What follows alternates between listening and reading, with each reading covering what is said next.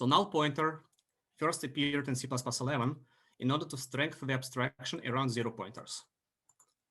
All you know originally in C and also in the first versions of C++, if you want to assign pointer to a 0 address, basically a pointer to nothing, you're supposed to use the null keyword. But unfortunately, null is not a 0 pointer abstraction. Null is just an integer. If you see how null is implemented in C++ library, it's just 0. It's an integer literal that is casted to void pointer. So this is not an abstraction, and there is multiple issues here. Consider you have 3 functions that have the same name, but they have different arguments. One function accepts an integer, another function accepts a pointer to an integer, and another function accepts, for example, a Boolean argument.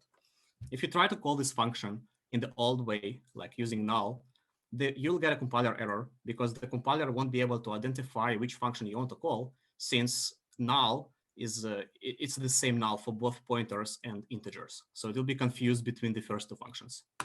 Same issue appears here when you have a class with 2 constructors that accept different arguments.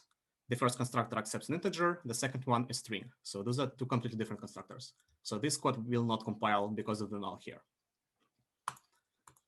So null pointer is an abstraction. So it's an abstraction about 0 pointer, same purpose as null, but this is not a casted integer. Null pointer is actually an instance of the C++ runtime class that is called C++ null pointer t. So this is actually a class in the C++ hierarchy.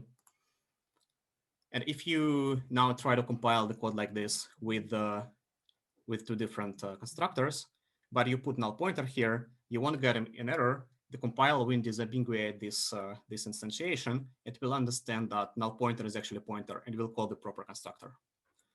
So the rule of thumb here, you should never write null in C++. You should always write null pointer, because this is a stronger abstraction to express dangling pointers.